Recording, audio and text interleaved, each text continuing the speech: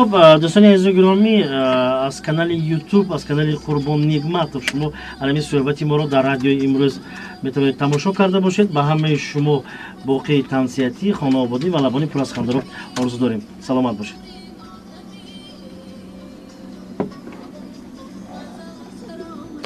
خب دوستان عزیز، ادامه میدهیم برنامه شام روز رو روی موج 107.4 FM ساعت 19:23 و در بعضی از شهران یهو زیاده از 15 یا اینکه 10 دقیقه فرقی دارد و ما وابسته به نویه توبه مرکز و دوشنبه رو به شما اینجا یاد رسید شدیم. خب دوستان عزیز، اینجا سوال ها خیلی هم زیاد هستند با مهمانان برنامه و یاد رس میشیم که ما در بخش مهمان در بخش مهمان قرار داریم و بار دیگر میخوایم که مهمانان رو به شما معرفی بکنیم. مقیم جان عبدالفتویف، راهبر گروه تئاتر استودیوی خانی کمان، حسن جان بابایف، قهرمان جان یوروف، گلهایو شادمانова. خب گلهایو معنی نامتون چی است؟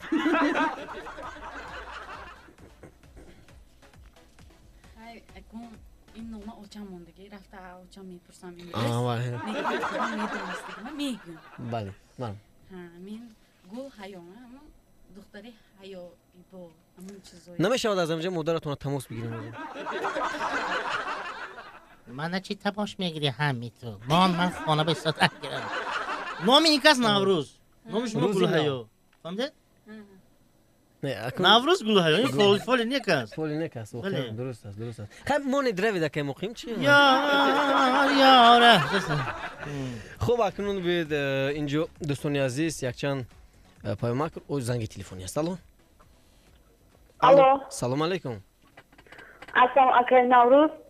من مهمونان شما رو به شبکه‌تون خوش اومدید میگویم و از اکرم مقیم یک سوال و یک درخواست داریم. مرحبا. سوالم این است که اکرم مقیم شما از کدام خصلت دوری میجویید و درخواست آن است درود هضل‌آمیز زمزمه کنند. سلامت باشید. تشکر زیاد برای سوالتون خواهر عزیز. من از خصلتی که خیانت نام دارد من بسیار دوری میجویم و من خیانتکار نمیبخشم. مثلا بعضی ها هستن که مثلا در عین جوش و خروشش نمیبخشند و اصلا خنک میشند و باز میبخشند، لیکن من نمیبخشم. بله. وقتی که آدم یک مرتبه خیانت کرد من الکی از بحری و آدم میبرم. بله. ما میکنم که اصلا خصلتی نمیشدنی در آدم همین چیز است. وقتی که سگ را تو خونی دل میدهی و ویرا کلام میکنی از پایت میکشد میگزد. بله. همین چیز الکی خیانت حساب میشود و ما میکنم که همین چیزی سوالی و کس من میکنم جواب دادم. اگر مثلا فردو یا که بعد از کنسرت باشد گلبهار غفور و همراه سلیمان سیدغازی و باز با تئاتر استودیوی خانی کمان به نزد شما قبول میکنه؟ نه راستی که من این سوالی که شما دادید چندین نفر به من دادند این چیزا. بله. خب وابسته از اونی که آنها استعداد خدادادی بسیار خوبی دارن، استعداد دارن آنها، لیکن در کلکتیو کاری باید که استعداد در چی گویم درجه دوم باید باشد. اول باید آدمیگیری باشد. بله. من چنین گمان میکنم. مثلا گیریم نگاه کنید اگر حاضر فوتبالیست گیریم اگر و فوتبالیست مثلا گیریم یک ضربه پایش الا چند میلیون یورو میایستد. مثلا اگر خصلتش نه اونقدر خوب با ترینر باشد، بله. ترینر حرکت میکند اما فوتبالیست رو گرچه سوم داشته باشد هم اما فوتبالیست با کماندی خودش نمیگیره. بله. انا برای همین دوست همین است. خب بهترین اینجا اکنون 5200 گفته است که سلام علیکم نوروز، اکوی مقیم رو گوید شما رو این چی پیامک بود؟ من یک بار خوش رو نظر کنم شما رو سلام علیکم نوروز، اکوی مقیم رو گوید شما رو زند که زنگی مرا هیچگاه جواب نمیدهید. زنت خسته من اینجا دوستی عزیز راستی گپ شما راستی گپ این کس کمتر پیش رفتن این کس. من در راستی گپ شمالش بس ولی نه این کس پیش رفتن میدونید. ما خواستیم بعدی برنامه شما بزنیم که این کس پیشتر رفتن. 78 75 است که سلام علیکم اکای نوروز جان، منصور هستم از شهر دوشنبه. گروه خندین کمون رو با برنامه خوش اومدید میگم، با آنها موفقیت و سربلندی برای کارو تمنا دارم. سلام علیکم. رادیوتون بلند است، شما رو شنیده نمیتونیم. 44 645 32 است رقم در استودیو. وقتی که تماس میگیرید رادیو خود را پس بکنید زیرا بس صدای من شما خلل وارد نسازد. از زنگ دیگر است. سلام علیکم، شما بخیر. الو الو خب اکنون امکان داریم باز یک زنگ دیگر رو الو قبول بکنیم. الو الو بله سلام علیکم. سلام علیکم. اکی نوروز من میخواستم به مهمانان شما یک سوال دیم. مرحبا. باره شده است که مخلصان شما از همین شوخی های شما ناراضی باشند؟ بله سلامت باشید. من فکر میکنم که چون این حالت بود در یک صحنه خوشتومن بود. چی بود که زیاد از شما ایراد گرفته بودن؟ اون کدوم صحنه بود؟ نه ناراضی یا اینکه رنجیدگی خیلی رنجیده خفه شده باشن. خفه نه این خیلی حالت نبود. لیکن باره یک بار ما در باره موری سفیدی که مثلا گیریم فرزندانش در روسیه هستن و اخیراً یک مرتبه برای دیداربینیش نمیآیند. بله. همین چیزا نمایش شده بودیم و یک نفری اومد گفت که شما با شما با همین حالت اویلوی من شما با کی گفت؟ این من اینجا با بله. و شدگی گفتم یک بار همین توری اومدم آدم با. بله. بعد من گفتم امر جون خیلی یگان کس گپ نزد ما اینا همین نوشتیم همین حجویه هست چیز مثلا و مرد بعد همونجا گفت که فرزندان من 4 نفر پسر 2 نفر دختر و خب همه برآمده رفتگیان تحصیل بهانه کار بهانه برآمده رفتگیان این اوضاع 4 سال 5 سال بود یک بار اقلا دیداربینی نمیبیاند و همین چیز شما نمایش دادید شما به اون کس گفت همین چیزا گفته همین خیلی گپ زده بودن 12:50 گفت است که سلام اکای نوروز پیش از همه مهمانان رو خوش آمدید میگم. از مهمانان خواهش دارم که یک سرود هجوی میخوندن. من طالب از دهه شهون من یک سرود هجوی این گروه رو به سمعتون میرسونم و دوباره برمیگردیم به استودیو. دوستان عزیز ادامه دارد برنامه شما امروز روی موج 107.4 FM در بخش مهمون.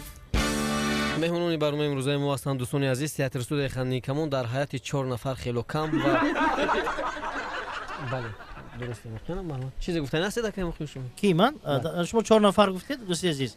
نه اگر ما از همین 4 نفر هم بازور اینجا اونجا ایستاده لیکن من گمان میکنم که اگر ما 7 نفر همه کسا می اومدیم شما خودتون بیرونتر میسید ما برنامه میبردیم. نه وای 7 نفر اگر می اومد مثلا غیر از شما 3 نفر دیگر به جای شما مثلا خب اینجا یک نفر سوال کرده است 4211 گفته است که اکای مخیم چند فرزند دارن؟ خدا را شکر من 4 فرزند دارم. 4 فرزند داره. 2 فرزند دیگر در شکمتون هم؟ شما کم کم اکوشیر گینیکولوژی هم به فکر نمیتونید شما. لیکن وای نوروز جان بله راستی اگر نگاه کنیم اگر مثلا گیریم هر اون یاروقی مثلا ملتیقی که میگویند آویزون است باید پراند. بله هم تو بله خوریز هم یک سال به یک مرتبه چی میکنه است تخم میکند. همین گپای گوسادی هم شما معقول شده است دست نه من برای چیفت استدام این همش دروغ است آخرو لیکن شما گفتید که من از این نگاه کنید همین رنگی حامله دار برای شما من چی کاری استده من گفتنی هستم که دوستی عزیز آدمی ناز باید مول شود مول شود اگر اسپانیایی چی کاری کنیم. تشکر زیاد خاکی هستیم اینک پایانی تولد خانه یک روز پایانی تولد خانه یک روز مایسرا او مایسرا او پسرچه یا دخترچه نصیبه او نصیبه چی شد پسر حق عبدالغفار چی؟ برادر اینجا تولد خانه میدونم ما استا و عبدالغفار بلنده با ما مخم کسی فرو عبید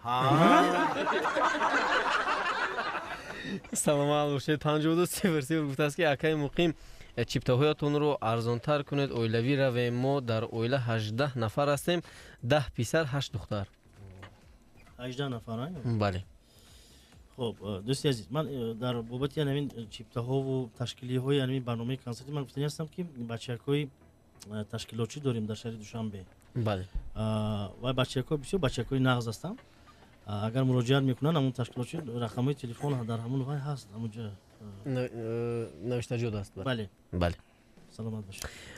46 23 گفته است که سلام اکای نوروز الهام هستم از شهر وحدت مهمان‌های شما رو به شهر دوشنبه خوش آمدید گفته باور کو که در راه از خندیدن قریب آوار می‌کردیم گفته است خدا نگهدار و اینجا زنگ دیگر است قبول می‌کنیم دوستان عزیز 44 645 13 رقم در استودیو. سلام علیکم شب بخیر. الو بله السلام علیکم. السلام رادیوتون رو پاستر کنید میشنویم شما رو. اکا جان همه اکای ممکن ده سوال داشتم. مرحمت. و بار شده است که اولا از زندگی دیلمانده شدن اگر مخفی نباشد چی شد؟ چی گفتش که برای از زندگی دیلمانده شدن؟ همه آدم دیلمانده میشه. من خواهم را بدونم که در زندگی برای چی گفتش که اما از زندگی دیلمانده شدنده؟ نه خواهری عزیز از روی آواز شما مثلا تیمبری آواز شما معلوم شده است که این کس بسیار جوان هستند. بله. هیچگاه از زندگی دیلمانی نشود. باید که این کس آینده بسیار باوری کلان داشته باشند. بله. حالا همش در پیش است و گمان میکنم که این خیلی نظری پسیمیستی با اون کس نمیزیبد. بله. چیه که اومد ناآمد در این حیات رنگی چی گویم یک خاصی کوچه است و یگان بار برای خودتون همون چیزا یعنی که گرفته است همون چیز دل افتاده شده خودتون رنگ کینوهای هندی برین چی نشوند. بله. همیشه به پیش حرکت کردن گرید. من یگان مرتبه از حیات دلماندگی نشده بودم و خدا اگر خواهد در پیش باز نمیشیم. بله. سلام باشید بهتری و اینجا بازم زنگ‌های دیگر هستن قبول میکنیم. سلام علیکم. سلام علیکم. فیض علی شما هستید مرحبا. سلام سلام دیگر با استاد که اینجا هنرمندان خوب دعوت نموده خوش آمدید میگویم با دوشنبه از شهر مبارک خوجا آمدان و اینجا با مهمانی دوشنبه که خوش آمدید میگویم و اکو مقیم جان یعنی پرسیدنی هستم از این کسا که شعار اینها در زندگی چیست از یعنی کلام شعر که کلام نقال میگوین اما از چگونه شعار استفاده میبرن. حاضر من شعاری من در زندگی من حاضر میگویم شعارش قهرمان جان یت میگوید شعاری شما در زندگی شعاری ما در زندگی همیشه به پیش قدم با نیت نقص با دلی پاک با سخن نیک با رفتار نیک. خب شعاری یعنی حسن جون البته شعاری من هم همین زندگی برای هر یک انسان باید چقدری که همین شاد و خرسند گردد همین قدر زندگیش به فکر من شیرین تر میگردد. این البته از خود انسان خودش وابسته است. بله. شعاری شما شعاری کی بود؟ از خود شما مقیم جان شعار شما. همه گفتید خودتون موندید. گلهای خان. این گلهای خان شعار نداره در زندگی شعاری من یک مصرع میگم از کتاب شادی و غمهای دور عمرها من درس صبر آموختم خنده تعلیم داده در درس حیات گریه کردن ها زی ابر آموختم. انا این بهترین مصرع ها گمان میکنم که با این بله. چون مصرع ما گفته شدیم همش. بله واقعا بهترین است. بازم امکان داریم زنگ دیگر رو قبول کنیم. الو قسمتی زنگ تلفنی است. سلام علیکم. الو شما رو میشنویم. سلام علیکم. سلام. ما شب پنجشنبه امروز اومدیم به خاطر که مقیم جان. سلامت باشید. همیشه امروز مادر من زاد روز دارن که مقیم جان یگان تبریک میکردن و یگان حذف میکردن یگان چی مون گوش کردید سلامت باشید. خب سلامت باشید. نام مادرتون چی است؟ لولا چند ساله میشوند؟ 39 ساله. 39 ساله. شما چند ساله هستید؟ 16. من از لحظه خودم در پاسپورت نیستول کردم. بله.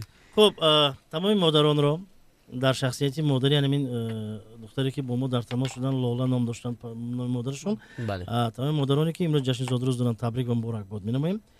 پیش از همه گفتنی هستیم که تنشون همیشه صحت باشد. انا در لبانشون خنده باشد و در خانواده‌شون تینجی و امانی و خانوادگی و خاطر جمعی باشد و انا برای خنده کردن دائما سبب پیدا کرد توانسته باشد. گل‌های پیش از تئاتر استودیو خانیکمون با چیکار مشغول بودید شما؟ نزدیکتر با میکروفون صحبت میکنه. اکنون چه خیلی کمی پیشنهاد اومدید سوال دادم اگر نه. بسیار بودن اکای بیهوده سوال نبوده. ما فاکولته صنعت میخوندید. دانشجو. بعد از همین دانشجو در حال شما با تئاتر استودیو خانیکمون بودید. چهارم کورس میخونم.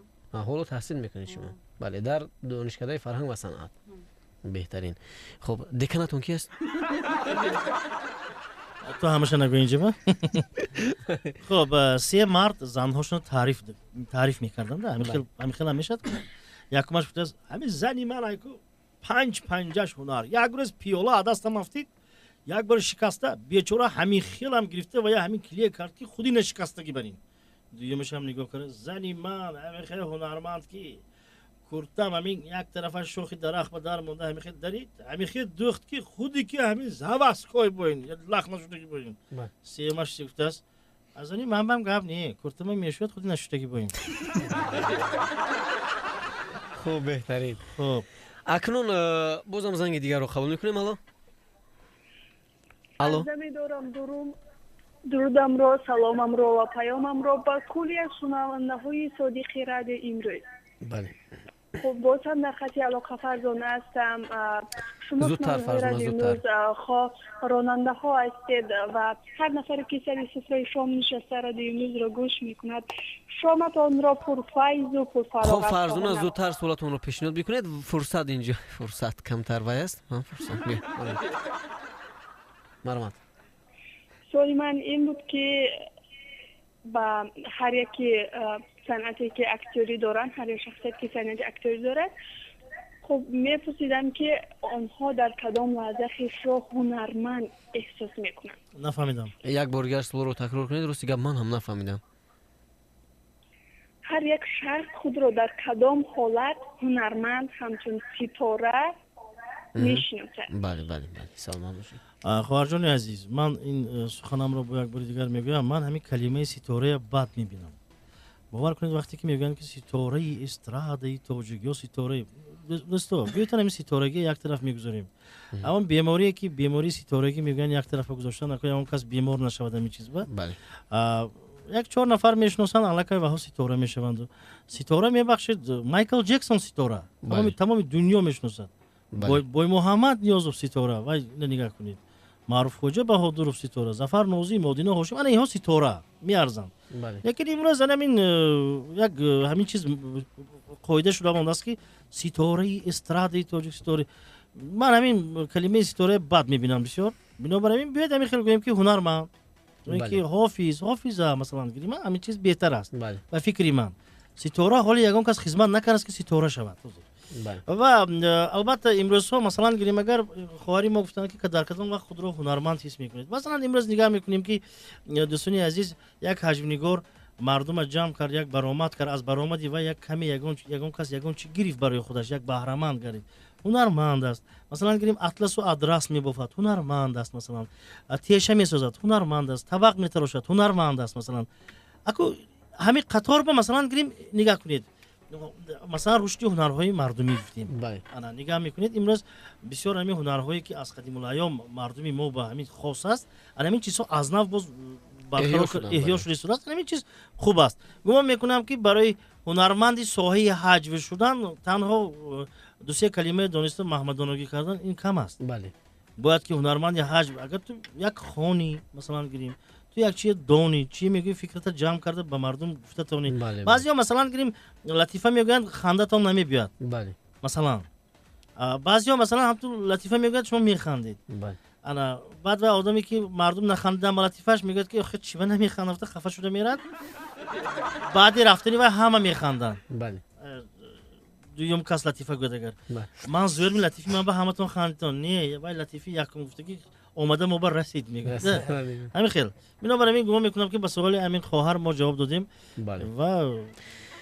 و بهترین اینجا بار دیگر یادرس میشیم دوستان عزیز سنه 1 اپریل ساعت 17 در فیلارمونی به نام اکاشریف جورایف بله با کنسرت بزمی نوی حج و خنده از طرف هنرمندان تئاتر استودیو خندینکمون تقدیم میگردد. در مهمانی بزمی خنده حافظه صاحب جمال گلاسال پولادووا شرکت میکنن. خب دوستان عزیز من باور دارم که در این برنامه نوی هزلی شما میتونید با یک چند هنرمندان نو از نزدیک هنرپیشه‌های نو از نزدیک شناس بشوید و هنر خب اون سرانده دوست داشته خود رو گلاسال پولادووا که در اونجا تشریف میبرن با سرودهای خیلی هم جالبشون و همراه مقیم جونن همراه گروهیشون میتونن که تبع شما رو بولده نموده باشن. خب در آخر صحبت چی گفتنی هست؟ لکنه هرچند که ما نمیخوایم که صحبت رو قطع کنیم ولی فرصت با ما انجام کنه میدهد. مرحمت.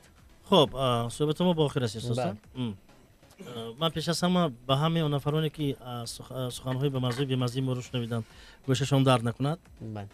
در همین شامی که سیرباریش است سیرباران است بگذار با آمدن های همین قطره های باران خانه و هوا نور بارد.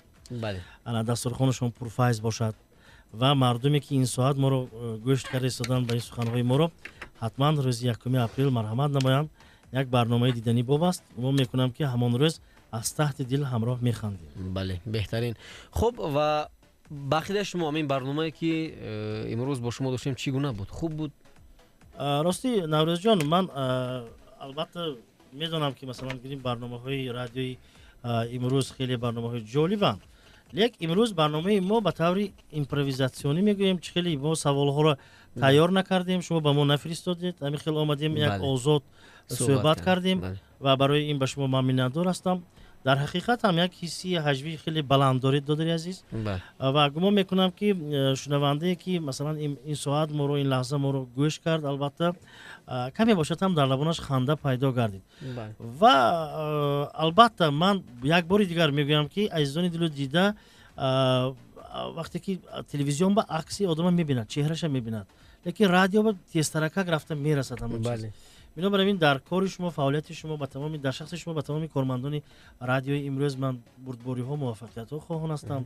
با خود شما نیست البته با جوانی خود نگاه نکرده امروز گمان میکنم که یکی از متخصصان خیلی پیشرفته این رادیو به حساب میروید و البته سلامت باشید و همه شما رو من البته به برنامه کنسرتی دعوت میکنم.